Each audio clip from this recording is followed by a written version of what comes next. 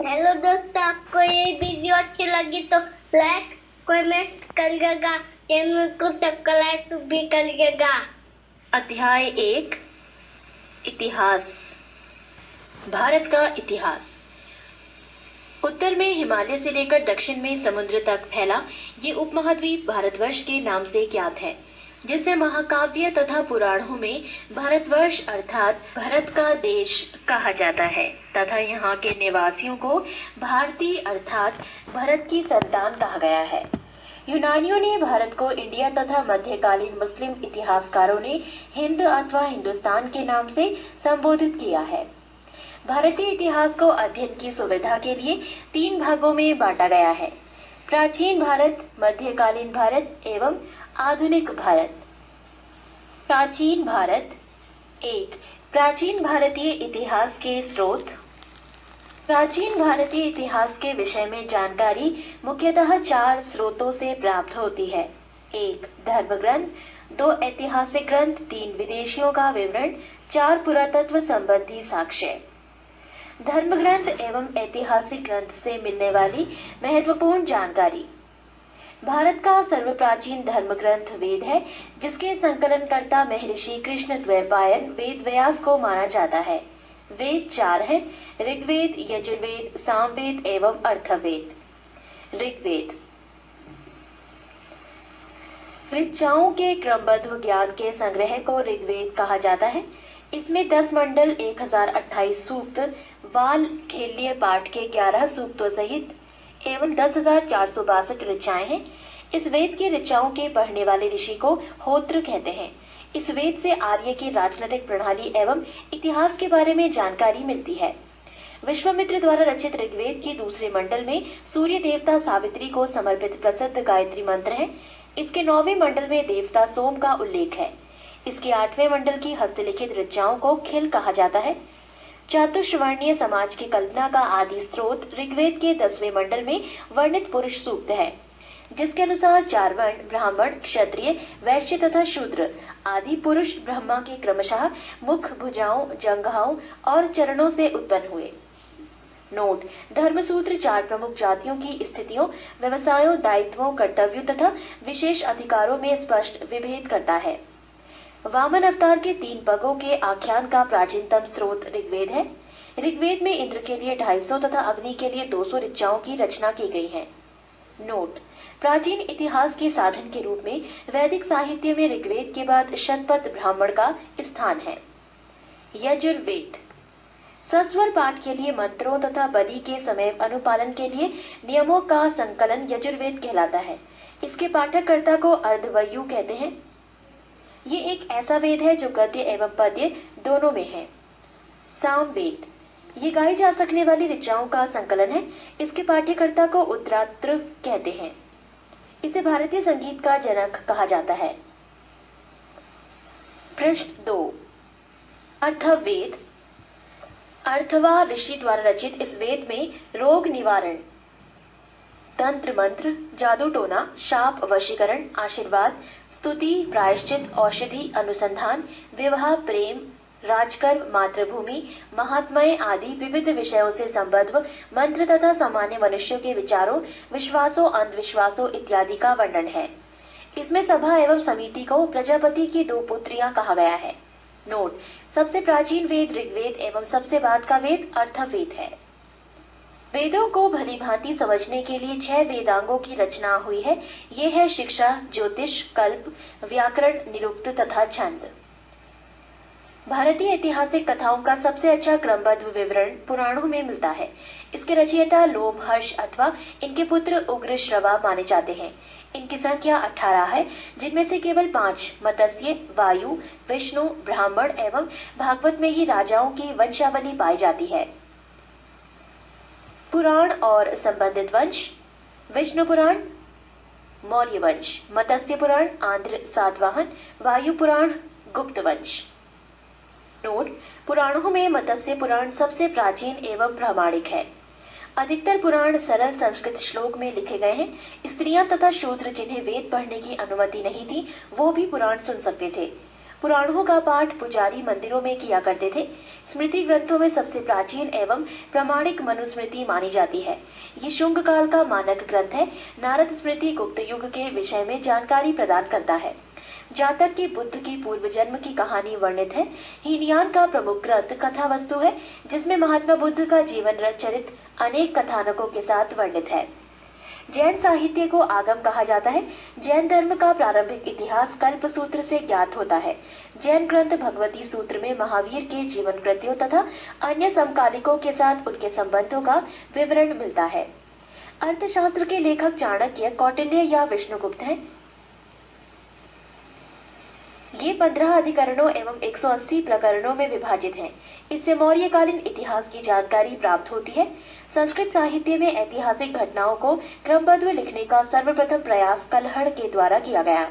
कलहड़ द्वारा रचित पुस्तक राजतरंगिणी है, जिसका संबंध कश्मीर के इतिहास से है।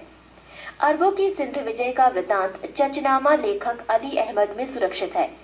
अष्टाध्यायी संस्कृत भाषा व्याकरण की प्रथम पुस्तक के लेखक पाणिनि है।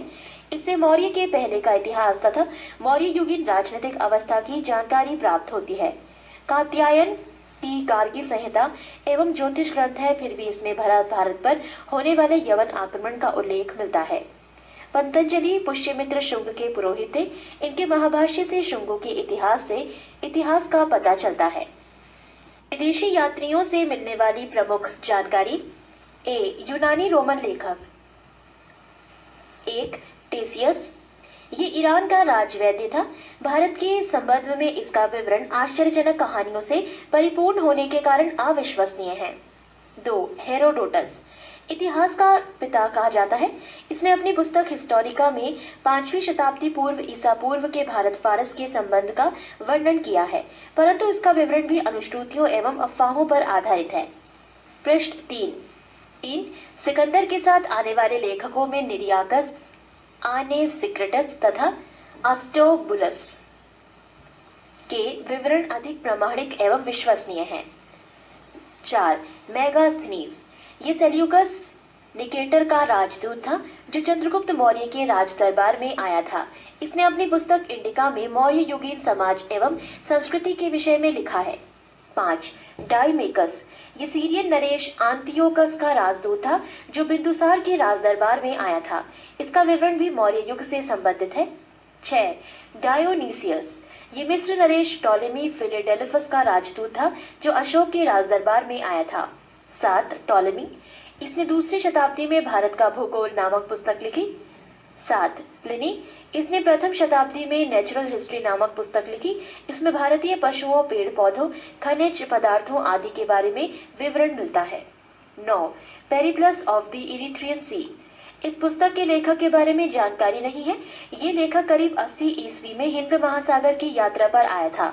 इसने उस समय के भारत के बंदरगाहों तथा व्यापारिक वस्तुओं के बारे में जानकारी दी है। बी. चीनी लेखक। 1. फाहियान। ये चीनी यात्री गुप्त ने चंद्रगुप्त द्वितीय के दरबार में आया था। इसने अपने विवरण में मध्य प्रदेश के समाज एवं संस्कृति के बारे में वर्णन किया है। इसने मध्य प्रदेश की जनता को सुखी एवं समृद्ध बताया है। 2. सनयुगन। ये 518 ईस्वी में भारत आया। इसने अपने 3 वर्षों की यात्रा में बौद्ध धर्म की प्राप्तियां एकत्रित की। 3. हुएनसांग। ये हर्षवर्धन के शासनकाल में भारत आया था। हुएनसांग 629 ईस्वी में चीन से भारतवर्ष के लिए प्रस्थान किया और लगभग 1 वर्ष की यात्रा के बाद सर्वप्रथम ये भारतीय राज्य कपिशा पहुंचा। भारत में 15 वर्षों तक ठहरकर 645 ईस्वी में चीन लौट गया। वो बिहार में नालंदा जिला स्थित नालंदा विश्वविद्यालय में अध्ययन करने तथा भारत से बौद्ध ग्रंथों को एकत्र कर ले जाने के लिए आया था। इसका भ्रमण वृतांत CUकी नाम से प्रसिद्ध है, जिसमें 138 देशों का विवरण मिलता है। इसने हर्षकालीन समाज, धर्म तथा राजनीति के बारे में वर्णन किया है। इसके अनुसार सिंध का राजा शूद्र था। नोट: हुएनसांग के अध्ययन के समय नालंदा विश्वविद्यालय के कुलपति आचार्य शीलभद्र थे। 4. इत्सिंग। ये 7वीं शताब्दी के अंत में भारत आया। इसने अपने विवरण में नालंदा विश्वविद्यालय, विक्रमशिला विश्वविद्यालय तथा अपने समय के भारत का वर्णन किया है। C. अरबी लेखक। एक अल-बरूनी, ये महमूद गजनवी के साथ भारत आया था। अरबी में लिखी गई उसकी कृति किताबुल हिंद या तहकीके हिंद भारत की खोज आज भी इतिहासकारों के लिए एक महत्वपूर्ण स्रोत है। इसमें राजपूत कालीन समाज, धर्म, रीति रिवाज, राजनीति आदि पर सुंदर प्रकाश डाला गया है। डी अन्य लेखक। एक तारानाथ, ये एक तिब्बती लेखक था। इसने कंग्यूर तथा तंग्यूर नामक ग्रंथ की रचना की। इनसे भारतीय इतिहास के बारे में जानकारी मिलती है। 2 मार्को पोलो, ये 13वीं शताब्दी के अंत में पांड्य देश की यात्रा पर आया था। इसका विवरण पांड्य इतिहास के अध्ययन के लिए उपयोगी है। पुरातत्व संबंधी साक्ष्य से मिलने वाली जानकारी। 1400 ईसा पूर्व के अभिलेख बोगास गोई एशिया माइनर से वैदिक देवता मित्र, वरुण, इंद्र और नासत्य अश्वनी कुमार के नाम मिलते हैं। पृष्ठ 4। मध्य भारत में भागवत धर्म विकसित होने का प्रमाण यवन राजदूत हेलियोडोरस के वैसनगर विदिशा गरुड़ स्तंभ लेख से प्राप्त होता है। सर्वप्रथम भारतवर्ष का जिक्र हाथी गुम्फा में अभिलेख में है। सर्वप्रथम दुर्भिक्ष की जानकारी देने वाला अभिलेख सोहगोरा अभिलेख है। सर्वप्रथम भारत पर होने वाले हूण आक्रमण की जानकारी भीतरी स्तंभ लेख से प्राप्त होती है। सती प्रथा का पहला लिखित साक्ष्य एरन अभिलेख शासक भानुगुप्त से प्राप्त होती है। रेशम बुनकर की श्रेणियों की जानकारी मंदसौर अभिलेख से प्राप्त होती है। नोट, अभिलेखों का अध्ययन एपिग्राफी कहलाता है। महत्वपूर्ण अभिलेख। अभिलेख और शासक। हाथी गुम्फा अभिलेख, तिथि रहित अभिलेख, शासक कलिंगराज खाकेल। जूनागढ़ गिरनार अभिलेख, शासक रुद्रदामन। नासिक अभिलेख, शासक गौतमी बलश्री। प्रयाग स्तंभ लेख, शासक समुद्रगुप्त। एहोल अभिलेख, शासक पुलकेशन द्वितीय। मंदसौर अभिलेख, शासक मालवा नरेश यशोधर्मन। ग्वालियर अभिलेख, शासक प्रतिहार नरेश भोज। भीतरी एवं जूनागढ़ अभिलेख, शासक स्कंदगुप्त। देवपाड़ा अभिलेख, शासक बंगाल शासक विजयसेन। कश्मीरी नवपाषाणिक पुरास्थल बुजुर्गोम से गर्तावास गड्ढाघर का साक्ष्य मिला है। इनमें उतरने के लिए सीढ़ियां होती थीं। प्राचीनतम सिक्कों को आहत सिक्के कहा जाता है। इसी को साहित्य में कारशार्पण कहा गया है। सर्वप्रथम सिक्कों पर लेख लिखने का कार्य यवन शासकों ने किया। समुद्रगुप्त की वीणा बजाती हुई मुद्रा वाले सिक्कों से उसके संगीत प्रेमी होने का प्रमाण मिलता है। अरिकेमेडु पदुचेरी के निकट से रोमन सिक्के प्राप्त हुए हैं। 2 प्रागैतिहासिक काल। जिस काल में मनुष्य ने घटनाओं का कोई लिखित विवरण उद्धृत नहीं किया उसे प्रागैतिहासिक काल कहते हैं। मानव विकास के उस काल को इतिहास कहा जाता है जिसका विवरण लिखित रूप में उपलब्ध है। आदि ऐतिहासिक काल उस काल को कहते हैं जिस काल में लेखन कला के प्रचलन के बाद उपलब्ध लेख पढ़े नहीं जा सके हैं।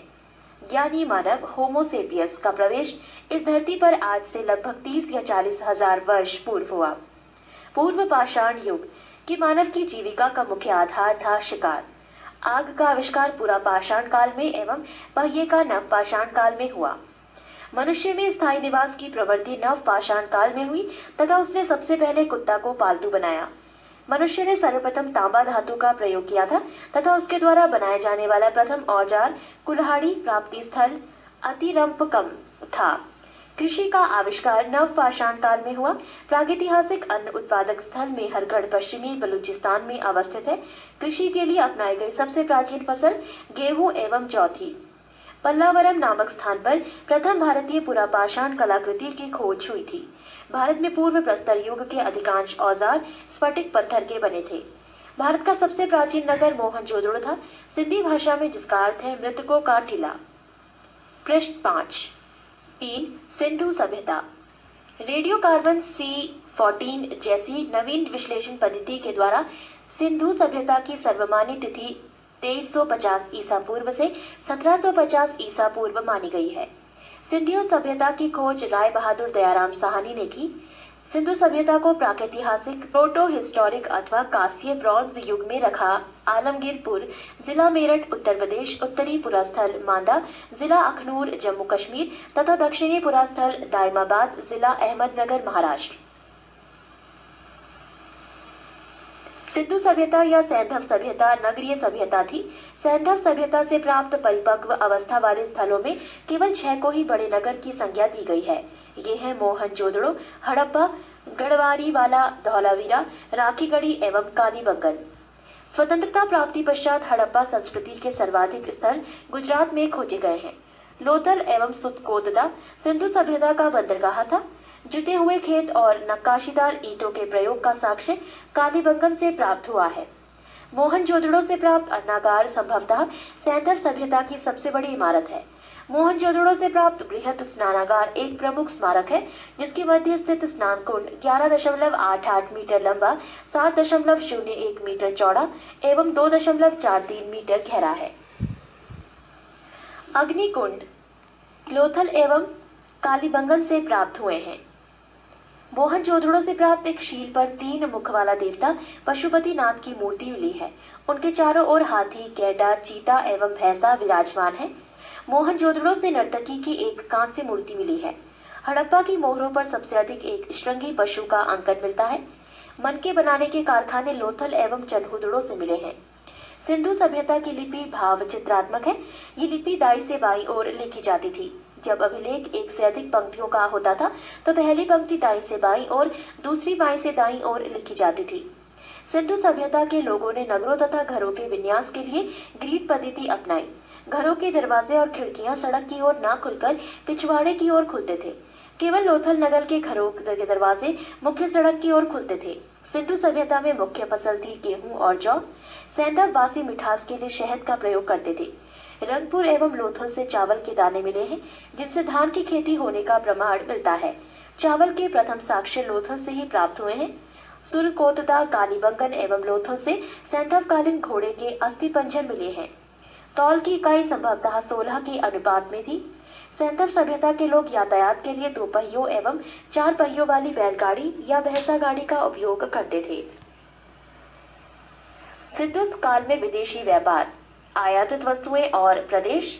तांबा प्रदेश खेतड़ी, बलूचिस्तान, ओमान। चांदी अफगानिस्तान, ईरान। सोना Karnataka, Afghanistan, Iran. Tin Afghanistan, Iran. गोमेद सौराष्ट्र, लाजवर्द मेसोपोटामिया। सीसा ईरान। पृष्ठ 6।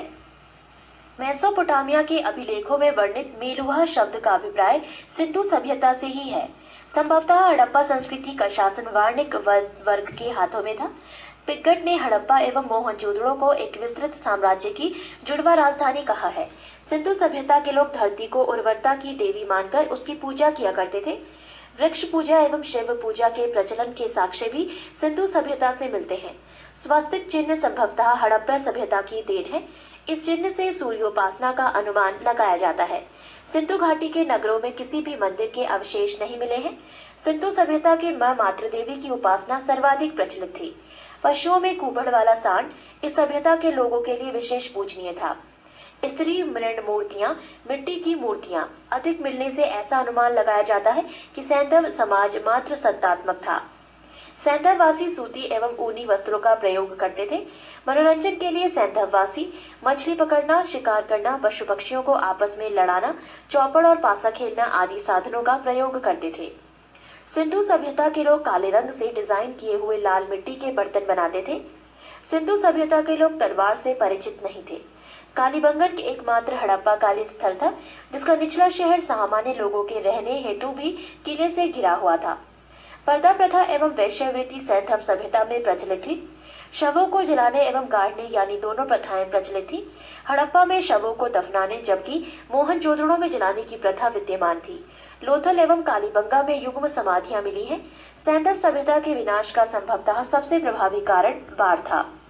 आग में पकी हुई मिट्टी को टेराकोटा कहा जाता है। सैंधव सभ्यता के प्रमुख स्थल, नदी, उत्खननकर्ता एवं वर्तमान स्थिति। 1. प्रमुख स्थल हड़प्पा, नदी रावी, उत्खननकर्ता दयाराम साहनी एवं माधव स्वरूप वत्स, वर्ष 1921। स्थिति पाकिस्तान का मोंटगोमरी जिला। 2. प्रमुख स्थल मोहनजोदड़ो, नदी सिंधु, उत्खननकर्ता राखाल दास बैनर्जी, वर्ष 1922। स्थिति पाकिस्तान के सिंध प्रांत का लरकाना जिला। 3. प्रमुख स्थल चन्हुदड़ो, नदी सिंधु, उत्खननकर्ता गोपाल मजूमदार, वर्ष 1931। स्थिति सिंध प्रांत पाकिस्तान। 4. प्रमुख स्थल कालीबंगन, नदी खग्गर, उत्खननकर्ता बीबी लाल एवं बीके थापड़। वर्ष 1953। स्थिति राजस्थान का हनुमानगढ़ जिला। 5 कोटदीजी नदी सिंधु। उत्खननकर्ता फजल अहमद। वर्ष 1953। स्थिति सिंध प्रांत का खैरपुर स्थान। 6 रंगपुर नदी मादर।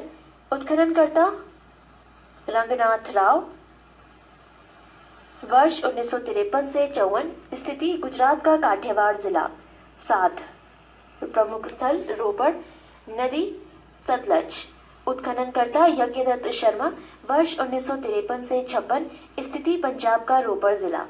8 प्रमुख स्थल लोथल नदी भोगवा। उत्खननकर्ता रंगनाथ राव। वर्ष 1955 से 1962। स्थिति गुजरात का अहमदाबाद जिला। 9 आलमगीरपुर नदी हिंडन। उत्खननकर्ता यज्ञदत्त शर्मा। वर्ष 1958। स्थिति उत्तर प्रदेश का मेरठ जिला। 10 सुंत कांगेडोर नदी दाशक। उत्खननकर्ता ऑरेंज स्टाइल जॉर्ज डेल्स। वर्ष 1927 एवं 1962। स्थिति पाकिस्तान के मकरान में समुद्र तट के किनारे। 11 बनमाली नदी रंगोई। उत्खननकर्ता रविंद्र सिंह बिष्ट। वर्ष 1974। स्थिति हरियाणा का हिसार जिला। 12 प्रमुख स्थल धौलावीरा नदी नील। उत्खननकर्ता रविंद्र सिंह बिष्ट। वर्ष 1990 से 91। स्थिति गुजरात के कच्छ जिला। ये थे सैंधव सभ्यता के प्रमुख स्थल नदी उत्खननकर्ता एवं वर्तमान स्थिति। पृष्ठ 7 4 वैदिक सभ्यता।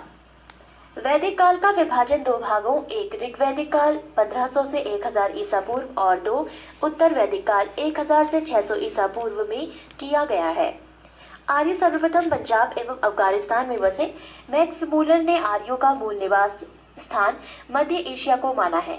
आर्यों द्वारा निर्मित सभ्यता वैदिक सभ्यता कहलाई। आर्यों द्वारा विकसित सभ्यता ग्रामीण सभ्यता थी। आर्यों की भाषा संस्कृत थी। आर्यों के प्रशासनिक इकाई आरोही क्रम से इन 5 भागों में बटा था: कुल, ग्राम, विश, जन, राष्ट्र। ग्राम के मुखिया ग्रामीणी एवं विश का प्रधान विशपति कहलाते थे। जन के शासक को राजन कहा जाता था। राज्य अधिकारियों में पुरोहित एवं सेनानी प्रमुख थे। सूत, रथकार तथा कमादी नामक अधिकारी रत्नी कहे जाते थे। इनकी संख्या राजा सहित करीब 12 हुआ करती थी। पूरब दुर्गपति एवं स्पष्ट जनता की गतिविधियों को देखने वाले गुप्तचर होते थे। वाजपति गोचर भूमि का अधिकारी होता था। उग्र अपराधियों को पकड़ने का कार्य करता था। सभा एवं समिति राजा को सलाह देने वाली संस्था थी। सभा श्रेष्ठ एवं संभ्रांत लोगों की संस्था थी, जबकि समिति सामान्य जनता का प्रतिनिधित्व करती थी। इसके अध्यक्ष को ईशान कहा जाता था। युद्ध में कबीले का नेतृत्व राजा करता था। युद्ध के लिए गविष्टि शब्द का प्रयोग किया गया है, जिसका अर्थ है गायों की खोज। 10 राज्य युद्ध का उल्लेख ऋग्वेद के 7वें मंडल में है। ये युद्ध परशनी रावी नदी के तट पर सुदास एवं 10 जनों के बीच लड़ा गया, जिसमें सुदास विजय हुआ। ऋग्वैदिक समाज 4 वर्णों में विभक्त था। ये वर्ण थे ब्राह्मण, क्षत्रिय, वैश्य और शूद्र। ये विभाजन व्यवसाय पर आधारित था। ऋग्वेद के 10वें मंडल के पुरुष सूक्त में चतुर्वर्णी का उल्लेख किया गया है। इसमें कहा गया है कि ब्राह्मण परम पुरुष के मुख से, क्षत्रिय उनकी भुजाओं से, वैश्य उनकी जांघों से एवं शूद्र उनके पैरों से उत्पन्न हुए हैं। आर्यों का समाज पितृ प्रधान था। समाज की सबसे छोटी इकाई परिवार या कुल थी, जिसका मुखिया पिता होता था, जिसे कुलप कहा जाता था। स्त्रियां इस काल में अपने पति के साथ यज्ञ कार्य में भाग लेती थीं। बाल विवाह एवं पर्दा प्रथा का प्रचलन नहीं था। विधवा अपने मृतक पति के छोटे भाई तेवर से विवाह कर सकती थी। स्त्रियां शिक्षण ग्रहण करती थी। ऋग्वेद में लोपा मुद्रा, घोषा, सिक्ता, आपला एवं विश्वास जैसी विदुषी स्त्रियों का वर्णन है। उपनिषदों की कुल संख्या है 108, महापुराणों की संख्या है 18 और वेदांत की संख्या है 6। ये थी इनसे जुड़ी कुछ जानकारी। जीवन भर अविवाहित रहने वाली महिलाओं को अमाजु कहा जाता था। आर्यों की मुख्य पेय पदार्थ सोमरस था। ये वनस्पति से बनाया जाता था। आर्य मुख्यतः 3 प्रकार के वस्त्रों का उपयोग करते थे: 1 वास, 2 हदिवास और 3 ऊष्णीश। अंदर पहनने वाले कपड़े को नीवी कहा जाता था। आर्यों के मनोरंजन के मुख्य साधन थे संगीत, रथ दौड़, घुड़दौड़ एवं द्रुत कीर्णा। इनसे जुड़ी कुछ और जानकारी। दिशा उत्तर वैदिक शब्द और राजा का नाम। दिशा पूर्व उत्तर वैदिक शब्द प्राची, राजा का नाम सम्राट। दिशा पश्चिम उत्तर वैदिक शब्द प्रतीची, राजा का नाम स्वराष्ट्र। दिशा उत्तर उत्तर वैदिक शब्द उदीची, राजा का नाम विराट। दिशा मध्य दक्षिण उत्तर वैदिक शब्द कुछ नहीं, राजा का नाम राजा भोज। ये थी कुछ अन्य जानकारी। पृष्ठ 8। आर्यों का प्रमुख व्यवसाय पशुपालन एवं कृषि था। गाय को अधन्य न मारे जाने योग्य पशु को श्रेणी में रखा गया था। गाय की हत्या करने वाले या उसे घायल करने वाले के लिए वेदों में मृत्युदंड अथवा देश से निकाले की व्यवस्था की गई है। प्रमुख दर्शन एवं उसके प्रवर्तक। दर्शन और प्रवर्तक। चारवाक प्रवर्तक चारवाक, योग प्रवर्तक पतंजलि, सांख्य प्रवर्तक कपिल, न्याय प्रवर्तक गौतम, पूर्व मीमांसा प्रवर्तक जैमिनी, उत्तर मीमांसा प्रवर्तक बादरायण, वैशेविक प्रवर्तक कणाद या उलूक। आर्य का प्रिय पशु घोड़ा एवं सर्वाधिक प्रिय देवता इंद्र थे। आर्यों द्वारा खोजी गई धातु लोहा थी, जिसे श्याम अयस कहा जाता था। तांबे को लोहित अयस कहा जाता था। व्यापार हेतु दूर दूर तक जाने वाला व्यक्ति को पढ़ी कहते थे। लेन देन में वस्तु विनिमय की प्रणाली प्रचलित थी। ऋण देकर ब्याज लेने वाला व्यक्ति को वैकनॉट सूदखोर कहा जाता था। मनुष्य एवं देवता के बीच मध्यस्थ की भूमिका निभाने वाले देवता के रूप में अग्नि की पूजा की जाती थी। ऋग्वेद में उल्लिखित सभी नदियों में सरस्वती सबसे महत्वपूर्ण तथा पवित्र मानी जाती थी। ऋग्वेद में गंगा और यमुना का उल्लेख सिर्फ एक बार हुआ है। उत्तर वैदिक काल में इंद्र के स्थान पर प्रजापति सर्वाधिक प्रिय देवता हो गए थे। उत्तर वैदिक काल में राजा के राज्याभिषेक के समय राजसूय यज्ञ का अनुष्ठान किया जाता था। उत्तर वैदिक काल में वर्ण व्यवस्था की बजाय जन्म के आधार पर निर्धारित होने लगे थे। उत्तर वैदिक काल में हल को सिरा और हल रेखा की सीता कहा जाता था। उत्तर वैदिक काल में निष्क और शतमान मुद्रा की इकाइयां थी, लेकिन इस काल में किसी खास भार, आकृति और मूल्य के सिक्कों के चलन का कोई प्रमाण नहीं मिलता। सांख्य दर्शन भारत के सभी दर्शनों में सबसे प्राचीन है। इसके अनुसार मूल तत्व 25 है, जिनमें प्रकृति पहला तत्व है। सत्यमेव जयते मुंडकोपनिषद से लिया गया है। इसी उपनिषद में यज्ञ की तुलना टूटी नाव से की गई है। गायत्री मंत्र सवित्र नामक देवता को संबोधित है, जिसका संबंध ऋग्वेद से है। उत्तर वैदिक काल में कौशाम्बी नगर में प्रथम बार पक्की ईंटों का प्रयोग किया गया है। महाकाव्य दो हैं, महाभारत एवं रामायण। महाभारत का पुराना नाम जय संहिता है। ये विश्व का सबसे बड़ा महाकाव्य है। गोत्र नामक संस्था का जन्म उत्तर वैदिक काल में हुआ। ऋग्वैदिक कालीन नदियां। प्राचीन नाम कृंभ, आधुनिक नाम कुर्रम। कुंभा, आधुनिक नाम काबुल। वितस्ता, आधुनिक नाम झेलम। आस्किनी, आधुनिक नाम चिनाब। परपशनी, आधुनिक नाम रावी। शतुद्री, आधुनिक नाम सतलज। विपाशा, आधुनिक नाम व्यास। सदानीरा, आधुनिक नाम गंडक। दृष्टद्रुति, आधुनिक नाम घग्गर। गोमती, आधुनिक नाम गोमल। सुवस्तु, आधुनिक नाम स्वात। ऋग्वैदिक कालीन देवता। देवता इंद्र, संबंध युद्ध का नेता एवं वर्षा का देवता। अग्नि देवता एवं मनुष्य के बीच मध्यस्थ। वरुण, पृथ्वी एवं सूर्य के निर्माता। समुद्र का देवता, विश्व के नियामक एवं शासक। सत्य का प्रतीक, ऋतु परिवर्तन एवं दिन रात का कर्ता। द्यौ, आकाश का देवता, सबसे प्राचीन। सोम, वनस्पति देवता। उषा, प्रगति एवं उत्थान देवता। आश्विन, विपत्तियों को हरने वाला देवता। पूषण, पशुओं का देवता। विष्णु, विश्व के संरक्षक एवं पालनकर्ता। मरुत, आंधी तूफान का देवता। पृष्ठ 9। आज महाजनपदों का उदय। बुद्ध के जन्म के पूर्व 6ठी शताब्दी ईसा पूर्व में भारतवर्ष 16 जनपदों में बटा हुआ था। इसकी जानकारी हमें बौद्ध ग्रंथ अगुंतर निकाय से मिलती है। 1. महाजनपद अंग, राजधानी चंबा, क्षेत्र आधुनिक स्थान भागलपुर मुंगेर बिहार। 2. मगध, राजधानी गिरिब्रज राजगृह, क्षेत्र पटना गया बिहार। 3. काशी, राजधानी वाराणसी, क्षेत्र वाराणसी के आसपास उत्तर प्रदेश। 4 महाजनपद वत्स, राजधानी कौशाम्बी, क्षेत्र इलाहाबाद के आसपास उत्तर प्रदेश। 5 महाजनपद वज्जी, राजधानी वैशाली, विदेह और मिथिला, क्षेत्र मुजफ्फरपुर एवं दरभंगा के आसपास का क्षेत्र। 6 महाजनपद कौसल, राजधानी श्रावस्ती, क्षेत्र फैजाबाद उत्तर प्रदेश। 7 महाजनपद अवंती, राजधानी उज्जैन या महिष्मती, क्षेत्र मालवा उत्तर प्रदेश। 8 महाजनपद मल, राजधानी कुशावती, क्षेत्र देवरिया उत्तर प्रदेश। 9 महाजनपद पंचाल, राजधानी आहिचत्र कांपिल्य, क्षेत्र बरेलू बदायूं फर्रुखाबाद उत्तर प्रदेश। 10 महाजनपद चेदी, राजधानी शक्तिमती, क्षेत्र बुंदेलखंड उत्तर प्रदेश। 11 महाजनपद कुरु, राजधानी इंद्रप्रस्थ, क्षेत्र आधुनिक दिल्ली, मेरठ एवं हरियाणा के कुछ क्षेत्र।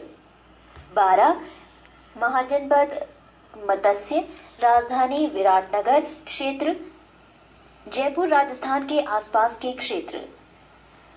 13 महाजनपद कंबोज, राजधानी हाटक, क्षेत्र राजौरी एवं हजारा, क्षेत्र उत्तर प्रदेश। 14 अंत्य महाजनपद शूरसेन, राजधानी मथुरा, क्षेत्र मथुरा उत्तर प्रदेश।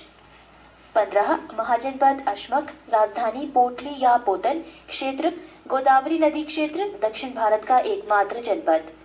16 महाजनपद गांधार, राजधानी तक्षशिला, क्षेत्र रावलपिंडी एवं पेशावर, पाकिस्तान। हेलो दोस्तों, आपको ये वीडियो अच्छी लगी तो लाइक कमेंट करिएगा, चैनल को सब्सक्राइब भी करिएगा।